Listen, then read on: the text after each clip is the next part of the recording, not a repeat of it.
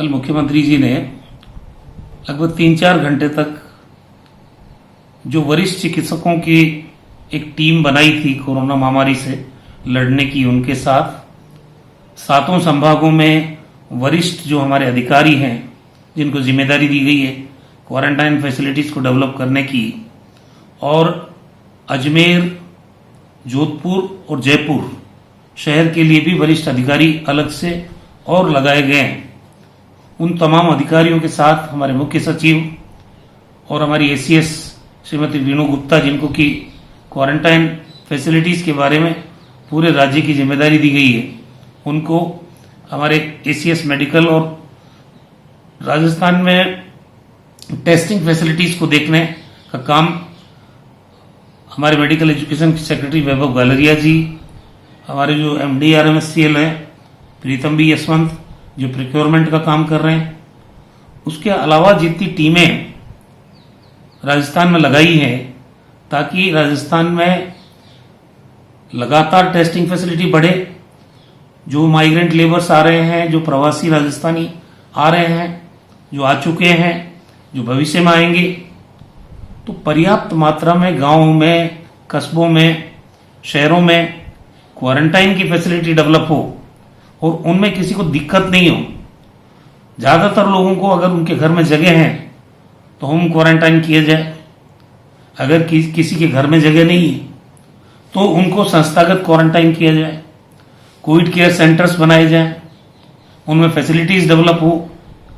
ताकि हमारे जो अन्य चिकित्सा संस्थान हैं उनमें सामान्य बीमारी के जो लोग हैं उनका इलाज भी यथावत चलता रहे। कोविड केयर हॉस्पिटल्स बनाने की बात की गई है। तो एक मैराथन मीटिंग उन्होंने ली, विशेषज्ञ चिकित्सकों की ओपिनियन भी ली उन्होंने, और जो चीजें सामने आई उसमें इस बात पे जोर दिया गया कि राजस्थान में ये जो बाहर से लोग आ रहे हैं लाखों की संख्या में, उससे पॉजिटिव केसेस की संख्या बढ़ सकती है। लेकिन संतोष की बात यह है कि अगर हमारे 5000 पॉजिटिव केस अभी हुए हैं प्रदेश में अब तक, तो हमारे 3000 लोग पॉजिटिव से नेगेटिव भी हुए। हमारा रिकवरी या ठीक होने का परसेंटेज है 60%, और हम जांच करने में भी हमने कोई कमी नहीं रखी है। अब तक 2,32,000 लोगों की जांच की जा चुकी है और हमारी जांच की क्षमता हर रोज बढ़ रही है। अभी 12,170 टेस्ट पर डे हम कर पा रहे हैं। अब इसको आने वाले टाइम में कैसे बढ़ाया जाए, उस पर जो फीडबैक मिला वो है कि इस महीने के अंत तक लगभग 25,000 की टेस्टिंग कैपेसिटी पर डे हमारी हो जाएगी, और हर जिले में टेस्टिंग फैसिलिटी डेवलप करने की जो बात मुख्यमंत्री जी ने कही थी, उसी कड़ी में जो जिले अभी जहां पर ज्यादा प्रवासी आ रहे हैं, माइग्रेंट आ रहे हैं, उन जिलों को प्राथमिकता के आधार पर हम टेस्टिंग फैसिलिटी डेवलप करें ताकि सैंपल टेस्टिंग में डिले नहीं हो, कौन पॉजिटिव है उसको आइसोलेट किया जा सके, और जो नेगेटिव है उनको ये संतोष हो सके कि भाई हमें कोई प्रॉब्लम नहीं है, लेकिन हमें 14 दिन क्वारंटाइन में रहना है, उसका निश्चित रूप से पालन हो। अलग अलग अधिकारियों ने फीडबैक दिया,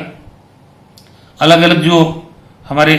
चिकित्सक हैं, वरिष्ठ चिकित्सक, उन्होंने भी कहा। मोटी बात जो सामने आई कि लोगों ने कहा कि भाई स्क्रीनिंग पर्याप्त होना चाहिए, कॉन्टेक्ट ट्रेसिंग पे ध्यान देना चाहिए, हाइजीन पे ध्यान देना चाहिए, और बार बार साबुन से हाथ धोना चाहिए, क्योंकि ये वायरस का नेचर फैटी है और ये साबुन से हाथ धोने से ही ये वायरस दूर हो जाता है हाथ से। तो ये ज्यादा ध्यान रखना है, मास्क लगाना है। उसके अलावा हमारे व्यवहार में, क्योंकि WHO ने जब कहा है कि हमको कोविड के साथ जीना सीखना पड़ेगा, तो हमारा व्यवहार में हमको तब्दीली या परिवर्तन लाना पड़ेगा। इन बातों पे जोर दिया गया। और दूसरा,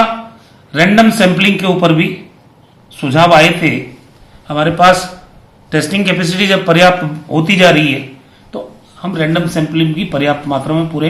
राजस्थान में करें। जितने ज्यादा टेस्ट होंगे, इसकी कोई चिंता की बात नहीं कि पॉजिटिव केस ज्यादा आएंगे तो आने दो, लेकिन हम लोगों को बचा पाएंगे, उनको हम अलग कर पाएंगे जो पॉजिटिव केसेस है। तो कुल मिला के जिस ढंग से, जिस संवेदनशील तरीके से मुख्यमंत्री जी हर रोज ब्रीफिंग ले रहे हैं, हर रोज वीडियो कॉन्फ्रेंसिंग कर रहे हैं और अलग अलग लोगों के विचार जान रहे हैं। अभी आपने देखा होगा सारे राज्य के सांसदों से उन्होंने फीडबैक लिया,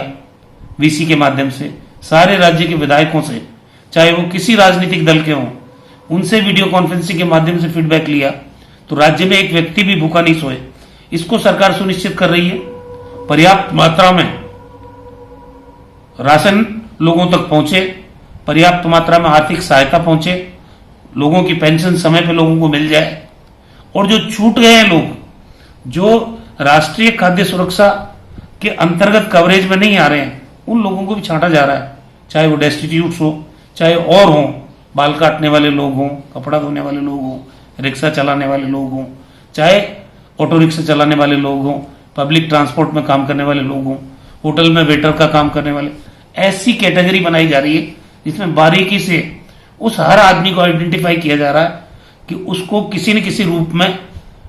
महामारी के इस दौर में जब उसकी आय का स्रोत खत्म हो गया, उसको सरकार उसके साथ खड़ी रहे, उसको हम राशन पहुंचा सकें, उसको आर्थिक सहायता मिले। इस बात का बारीकी से मुख्यमंत्री जी के नेतृत्व में ध्यान रखा जा रहा है। जेलों के बारे में भी कोई विशेष कोई कार्रवाई की जा रही है? देखिए, ये बहुत चौंकाने वाली बात सामने आई है कि जिला जेल जो जयपुर की है उसमें 6 केस पहले पॉजिटिव आए, फिर 122 और आ गए, 128 केस पहले दिन में आ गए। तो वहां पे अलग से एक बैरक को आइसोलेशन बैरक बना के, और ये जो पॉजिटिव केसेस हैं उनको वहां रखा जा रहा है। जिनमें कोमॉर्बिडिटी है उन लोगों को वहां से उठा के एसएमएस में भर्ती किया गया है,